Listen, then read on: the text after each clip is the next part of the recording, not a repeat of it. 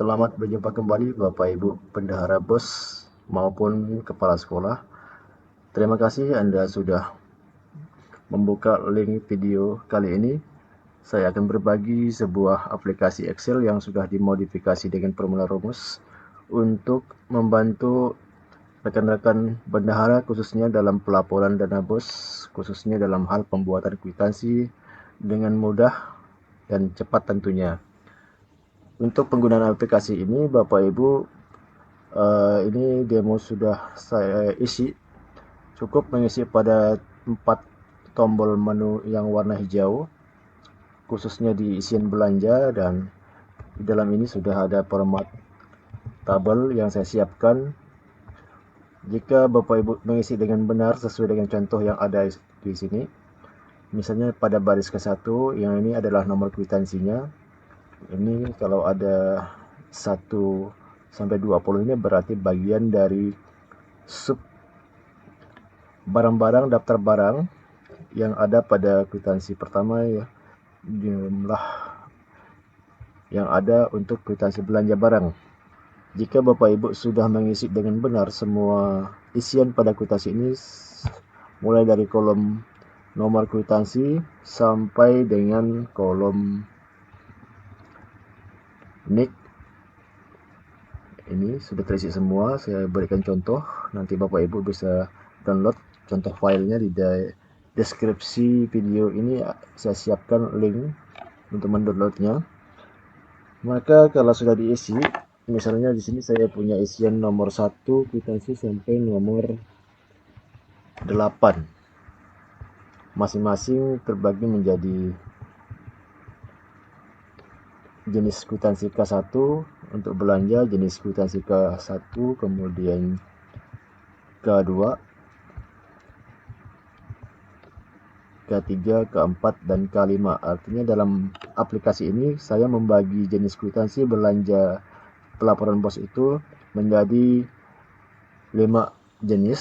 Yang pertama adalah kwitansi untuk belanja barang habis pakai atau belanja nasi kotak yang dianggap juga belanja barang, kemudian belanja modal.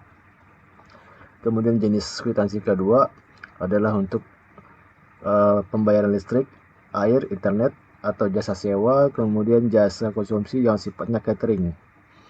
Kemudian yang ketiga, K3, untuk pembayaran honor guru maupun tenaga kependidikan. Di aplikasi ini formatnya hanya sebatas contoh, silakan Bapak Ibu mengadaptasi dengan format yang tersedia atau sesuai sekolah Bapak Ibu masing-masing. Kemudian jenis kwitansi yang keempat untuk perjalanan dinas akan dilengkapi dengan surat perintah tugas sampai dengan laporan perjalanan dinas serta daftar real jika nantinya tiket perjalanannya kehilangan ataupun tidak ada. Dan yang kelima adalah untuk pembayaran upah tukang ataupun misalnya jasa. Kita lihat Bapak Ibu, misalnya penggunaan tadi dalam artian sudah mengisi semua tombol berwarna hijau, yaitu mulai dari profil sekolah, kemudian data belanja, kemudian isian data SPPD perjalanan dinas. Ini juga sudah disiapkan tabelnya, diisi dengan lengkap. Kemudian yang keempat itu data MOU. Jika Bapak Ibu menggunakan jasa tukang atau pemeliharaan, yang perlu ada MOU. Setelah keempat sheet ini terisi, maka Bapak Ibu tinggal hanya mengklik. Misalkan di K1 kita mau ngeprint kwitansi yang K1 jenisnya belanja barang, kita tinggal klik.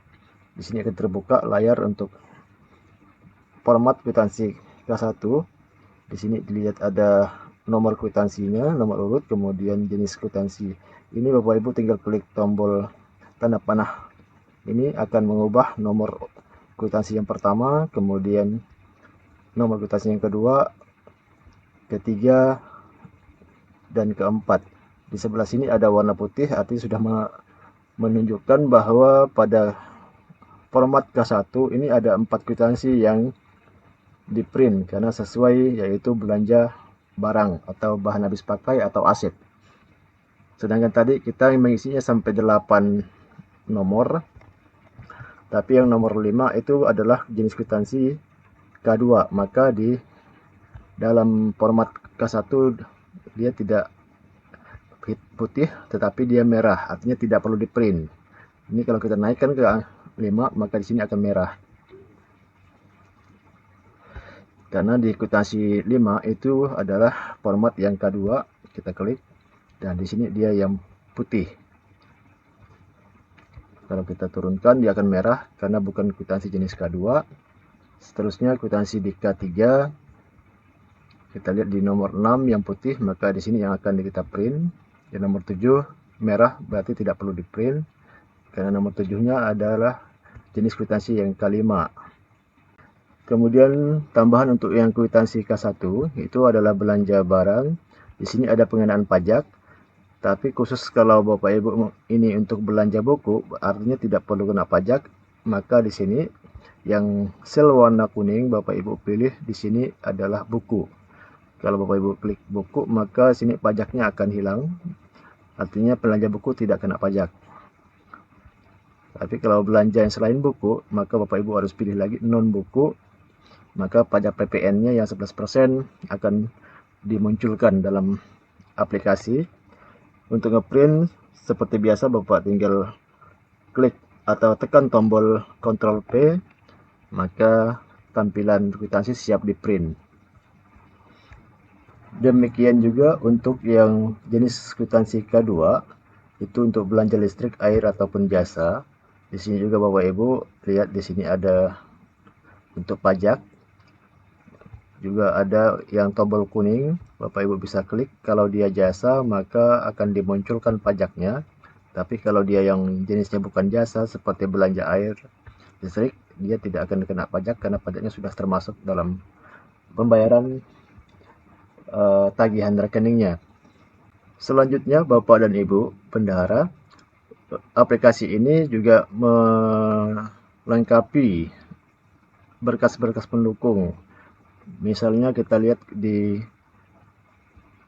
kwitansi K1, di sini ada dokumen pendukung seperti dokumen rencana belanja, kemudian dokumen pembanding. Di sini sudah ada keterangan jika di atas 50 juta maka harus ada dokumen ini, tapi kalau di bawah 50 juta tidak perlu. Cukup surat pesanan, kemudian surat pemeriksaan barang dan berita acara serah terima serta bon atau nota asli. Ini juga sudah ada formatnya, Bapak Ibu tinggal klik. Jika memerlukannya, maka di sini tinggal cetak sesuaikan nomor urut kwitansinya. Misal tadi untuk kwitansi nomor 1 atau nomor 2 atau nomor 3. Tadi yang K1 hanya sampai nomor 4. Kalau nomor 5 dia akan merah, berarti ini bukan belanja barang. Kita kembali, kemudian di K1 ini perlu misalnya harus mencetak surat pesanan barang, maka kita klik di sini surat pesanan untuk kwitansi nomor 1, untuk kwitansi nomor 2, nomor 3, dan nomor 4. Nomor 5 dia akan merah karena bukan belanja barang. Seterusnya adalah berita acara pemeriksaan barang.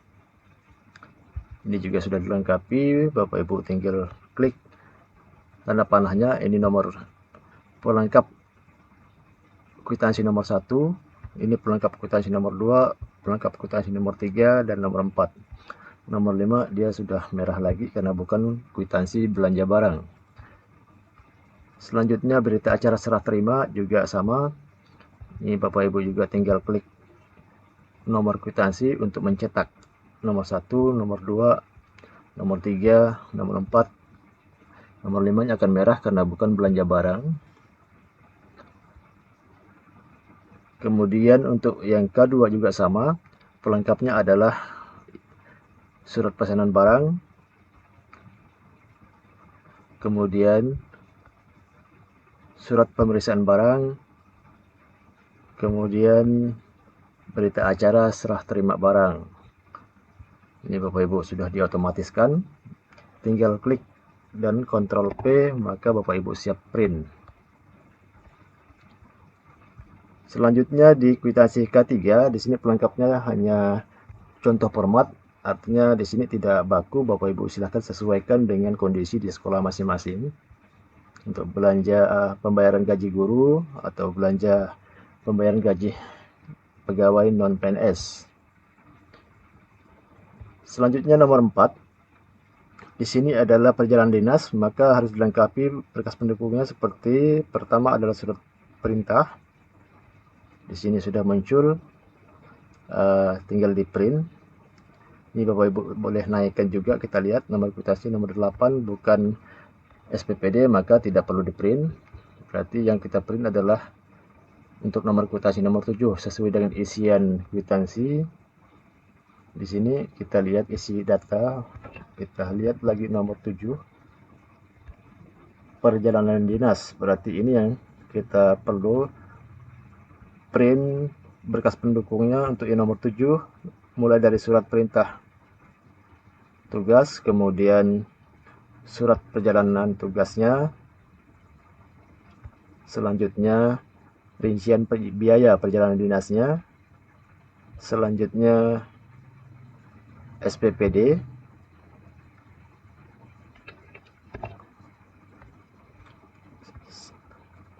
kemudian juga ada laporan perjalanan dinas. Ini semacam format, nanti Bapak Ibu di print, dan yang melakukan perjalanan dinas harap mengisi resume hasil perjalanan dinasnya. Selanjutnya data real ini digunakan jika kehilangan tiket, maka silakan dipakai daftar pengeluaran real. Terus untuk yang kelima, daftar terima upah tukang misalnya, silahkan diformulasikan Bapak dan Ibu. MOU kerjasama juga sudah ada disiapkan. Ini bisa di print, ada 2 halaman. Seterusnya surat perintah tugas khusus untuk pekerjaan, bahwa dari sekolah memerintahkan kepada tukang untuk bekerja. Absensi daftar hadir ini menyesuaikan. Kemudian jika dia semacam ongkos lansir juga saya siapkan SPPD untuk yang melakukan perjalanan angkutan barang. Baik Bapak Ibu, ini gambaran penggunaannya, jadi tinggal hanya klik. Jadi untuk penggunaan secara umum Bapak Ibu, setelah mengisi 4 item ini, nanti akan kita bahas pengisiannya dengan rinci, cara bagaimana mengisinya. Kemudian tinggal klik misalkan dari K1 beserta dengan pelengkapnya, K2 jenis yang K2 beserta dengan kelengkapannya, K3 beserta kelengkapannya, dan seterusnya. Selanjutnya Bapak dan Ibu, bagaimana cara mengisi format isian agar bisa menggunakan aplikasi kwitansi ini. Yang pertama, pada menu isi data profil, ini Bapak Ibu silakan isi dengan lengkap pada sel-sel yang berwarna putih. Identitas, kemudian di sini adalah kop sekolah, ini periode pelaporan, kemudian di sini semester pelaporan. Di sini Bapak Ibu sesuaikan model penulisan dari penomoran laporan atau kwitansi. Untuk semester 1, untuk semester 2, ini untuk jika Bapak Ibu adalah menerima bos afirmasi atau bos kinerja, ini tanggal penutupan kas, kemudian ini jumlah siswa dan biaya satuan per siswa, ini SK kepala sekolah. Pada halaman ini harus lengkap semua yang putih, kemudian klik tombol menu. Kita lihat di data belanja. Nah, Bapak Ibu di sini mulai dari kolom nomor 1 sampai kolom nomor 39. Ini sudah ada semua isi petunjuk yang diisi. Nah, pengerjaannya di sini kenapa di sininya kosong? nomornya mulainya di baris yang ke-30. Jadi saya sudah memformulasi untuk halaman ini, nantinya akan bisa digunakan juga untuk aplikasi Excel SPJ pembukuan BKU. Artinya dalam format ini nanti jika Bapak Ibu sudah mengisinya dengan lengkap seperti yang saya isikan di contoh ini tampilannya, maka Bapak Ibu nantinya tinggal mengcopy paste isinya ini ke aplikasi yang BKU, juga BKU-nya sudah print, tidak perlu mengisi ulang lagi. Nah, kembali ke pengisian untuk yang kwitansi. Pada kolom nomor urut kwitansi di sini nomor 1, di sini yang kolom yang kedua ini adalah untuk urutan nomor untuk BKU, buku kas umum. Artinya nanti pada nomor BKU-nya nomor 1 urutannya adalah ini isiannya, yaitu tentunya saldo kas bulan sebelumnya, kemudian saldo kas tunai bulan sebelumnya, kemudian saldo kas pajak bulan sebelumnya, bunga bank jika ada, pajak bunga bank jika ada. Ini saya asumsikan di bulan Januari tidak ada transaksi, tapi isian-isian ini wajib Bapak Ibu isi agar dalam pembukuan tetap terdata apa yang perlu diakuntansikan, kemudian tanggalnya silahkan juga disesuaikan. Nomor 1 sampai nomor 5 ini adalah untuk bulan Januari, saya contohkan, kemudian nomor 6 sampai nomor 10 untuk bulan Februari. Selanjutnya pada nomor 11, ini mulai bulan Maret. Bulan Maret, saldo bank, kemudian saldo kas tunai, saldo pajak, belum ada penerimaan. Nanti di tanggal ini saya misalkan di tanggal 3 bulan Maret, ini ada penerimaan dari pemerintah ke rekening bank sebanyak 150 juta. Kemudian pada tanggal berikutnya, tanggal 3 Maret, ada penarikan oleh bendahara sebanyak 120 juta, maka dia akan diakuntansikan masuk ke kas tunai sebanyak 120 juta. Nah, ini penulisannya harus benar Bapak dan Ibu. Juga memperhatikan kode-kode ini nanti akan digunakan untuk BKU. Selanjutnya setelah uang masuk ke kas tunai dari penarikan bank, baru Bapak dan Ibu kita bisa membelanjakan di nomor urut kwitansi yang pertama. Di sini saya contohkan di nomor urut kwitansi pertama dengan nomor 17 itu adalah urutan dalam BKU-nya. Terus di sini nomor nama kegiatan. Ini tahapnya tahap 1. Di sini nomor bukti. Tadi kwitansi nomor 1, maka nomor buktinya 1. Jenis belanjanya K1 karena dia belanja barang pada bulan Maret.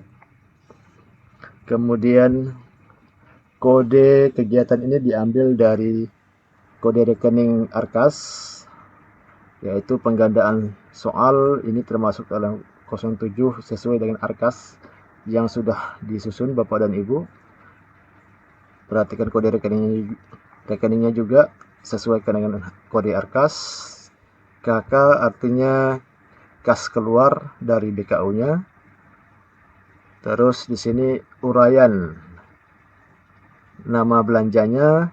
Kalau dia belanja barang, maka di bawahnya harus ada daftar barangnya, dan di nomor penomorannya harus diberi 1.1, 1.2 sampai 1.20. Ini untuk wadah menempatkan daftar barangnya. Karena tadi dia belanja barang penggandaan, maka dia ada wadah daftar barangnya. Bisa nanti kita akomodasi 1 sampai 20 jenis barang. Karena dia sini barangnya habis pakai, maka di kolom BHP dan BHM ini harus Bapak Ibu isi kodenya 1 untuk belanjanya. Kemudian nomor buktinya 1 juga. Di sini kodenya pun lengkap diisikan. Di sini BHP agar nanti dalam BKU dia akan masuk ke dalam daftar tabel barang habis pakai. Ini nama barangnya, fotokopi, tidak ada spek, volume, kemudian satuannya, harga satuan, jumlah harga, total harganya di sini. Terus pada baris nomornya yang ini, Bapak Ibu harus isi tanggal pesanan barang, kemudian ini kita perbesar sedikit.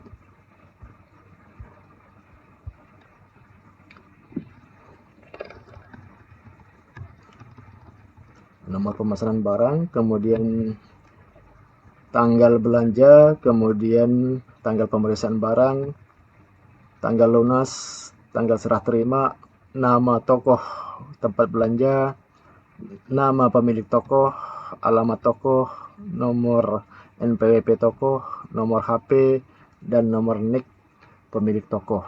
Ini Bapak Ibu harus isi dengan lengkap.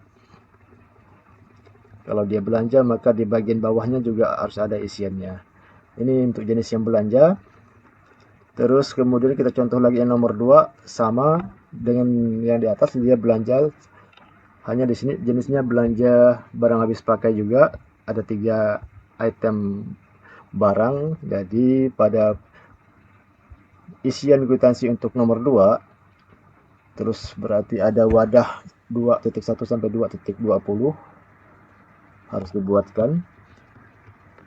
Terus nomor urut BKU, ini BHP, ini nomor urut, karena tadinya di kwitansi nomor 1 itu adalah BHP barang nomor 1, habis pakai yang nomor 1, maka di sini nomor 2, nomor 3, dan nomor 4. Kalau di sini ada 5 barang, berarti ada nomor 5, ada nomor 6, dan seterusnya. Bapak Ibu harus diisi dengan lengkap.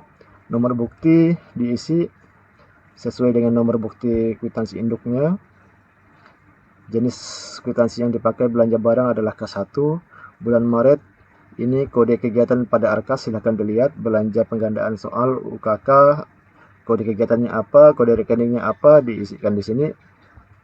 KK artinya kas keluar, ini BHP nanti akan mengisi pada BKU. Kemudian jumlah satuan, volume satuan, dan harga satuan silakan diisi juga dengan lengkap. Kemudian pajaknya jangan lupa di sini di PPN.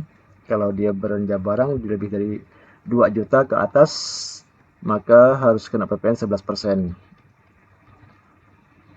Kemudian diisikan tanggal pemesanan barang, kemudian nomor surat pemesanan, tanggal belanja pembayarannya, kemudian nomor surat belanjanya, kemudian tanggal pelunasan, serah terima, nomor serah terima, nama tokoh pemberi, nama pemilik tokoh, alamat, NPWP tokoh, nomor HP pemilik, dan nomor NIK pemilik. Ini belanja barang kwitansi nomor 1 dan nomor 2. Selanjutnya di bawah, lanjutkan ke baris berikutnya. Di sini karena tadi ada pajak, maka agar di BKU-nya nanti sinkron dengan pajak, harus ada pajak masuk, harus ditulis ini nomor urut BKU-nya, kegiatannya pajak masuk. Di tahap 1, buktinya ini silahkan Bapak Ibu sesuaikan. Ini saya pakai kode PJM, pajak masuk yang pertama, bulan Maret, kodenya PJM untuk pajak masuk. Uraiannya, kemudian jumlah uangnya masuk sebesar ini di kolom masuk, uang masuk. Baru berikutnya lanjut ke kwitansi nomor 3, isian untuk nomor 3. Ini karena juga belanja barang, nasi kotak, maka mirip seperti nomor 1 dan nomor 2 pengisiannya. Untuk nantinya Bapak Ibu bisa menambahkan, nanti boleh menambahkannya di klik pada baris ini, klik kanan insert. Jadi tidak akan mempengaruh pada pengisian nomor yang di atas. Intinya pada aplikasi ini dia akan membaca nomor ini BKU untuk kwitansi, nomor pada kwitansinya yang akan dibaca. Maka walaupun Bapak Ibu tambahkan sampai 10 atau 20 sampai 100 pun, dia tidak akan berpengaruh merusak data, karena dia akan mengejar atau mencari nomor kwitansi ini yang akan dibaca oleh lembar kwitansinya. Oke, nomor 4 masih belanja barang. Hanya di sini jenisnya belanja barang modal, maka di sini BHM. Selanjutnya kita lihat di nomor 7 perjalanan dinas. Nah, di sini pengisian standar seperti biasa.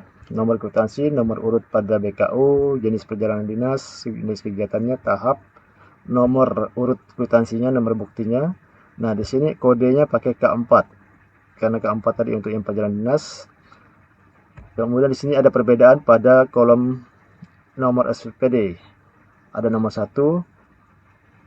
Ini kaitannya akan harus Bapak Ibu nantinya mengisi di kolom SPPD. Nanti kita lanjutkan. Kemudian bulan Maret, nomor kegiatan, rekening kegiatan, kas keluar atau KK, dan seterusnya sampai selengkap-lengkapnya. Tanggal penerima sama dengan yang nomor 8 pemeliharaan. Di sini juga ada nomor, di sini adalah MOU, nomor MOU. Ini kita gunakan kalau perjalanan dinas, berarti ini nomor SPPD, diisi di kolom yang hijau ini. Kalau dia pemeliharaan yang sifatnya pekerjaan tukang yang perlu MOU kerjasama, maka di sini diisi dengan nomor urut MOU. Baik Bapak Ibu, ini pada prinsipnya pengisian dari lembar kotak tabel isian belanja harus lengkap, selengkap-lengkapnya. Jika sudah lengkap, kita kembali ke home, kita harus isi lagi yang di SPP. Untuk SPPD ini saya kira cukup jelas. Nomor surat tugas, undangan, kemudian nama kegiatan, bulan, kegiatan, tanggal, dan seterusnya. Sampai besaran biaya silakan Bapak Ibu sesuaikan dengan kapasitas atau RKAS yang sudah Bapak Ibu susun. Artinya di sini saya misalkan ada 6 kegiatan perjalanan dinas yang sudah dilaksanakan. Untuk kwitansi yang nomor 7 tadi, ini kita lihat kembali di nomor 7. Ini perjalanan dinas, SPPD-nya nomor 1, berarti dia ini akan mengaitkan, kwitansi nomor 7 ini akan mengaitkan dengan data perjalanan dinas yang di nomor 1, yang ini. Selanjutnya di isian data MOU ini juga cukup jelas, saya kira pengisiannya Bapak Ibu isi sesuai dengan permintaan kolom. Nanti akan terkait juga pada data belanja kwitansi nomor 8, MOU nomor 1, berarti nanti akan mengaitkan pada data-data MOU-nya yang nomor 1. Kwitansi perjalanan dinas yang itu nomor 4, K4, Bapak Ibu bisa lihat di sini terdata tadi nomor urut kwitansi nomor 7, nomor SPPD nomor 1. Ini Bapak Ibu print, Ctrl P. Kemudian selanjutnya di sini harus dilengkapi dengan kelengkapan sebuah perjalanan dinas, harus dilengkapi dengan surat perintah tugas. Berarti setelah ngeprint kwitansinya, Bapak Ibu harus kembali menambahkan ngeprint untuk surat perintah tugasnya. Yang ini Ctrl P. Kemudian Bapak Ibu juga harus ngeprint surat perjalanan tugasnya. Yuk. Bapak Ibu juga harus ngeprint rincian perjalanan dinas. Kemudian Bapak Ibu juga harus ngeprint SPPD-nya ini sampai dengan laporan perjalanan dinas. Ini satu kesatuan kelengkapan dalam sebuah perjalanan dinas. Kemudian jika dia MOU tadi, setelah Bapak Ibu print kwitansinya nomor 8, nomor MOU-nya nomor 1, maka kelengkapannya adalah daftar terima, kemudian MOU kerjasamanya. Bapak Ibu bisa lihat di sini sudah terdata, terumus semua sesuai pengisian MOU. Ini nama tukang misalkan nomor 1, maka kita lihat kembali di isian MOU ini nama tukangnya, jabatannya tukang cat, alamatnya, total biaya, tanggal mulai, tanggal selesai, nama sebagai pihak kedua, kemudian lingkup pekerjaannya, nilai pekerjaannya, hal-hal kewajiban, sanksi, kelengkapan penanggung jawab, kemudian tanda tangan. Baik Bapak Ibu, kami kira ini yang bisa kami bagikan. Nanti yang lebih jelas silahkan Bapak Ibu coba. Kemudian jika ada hal-hal yang masih meragukan, saya siap untuk berkonsultasi melalui chat WA. Terima kasih, selamat bekerja, dan salam sukses bagi kita semua.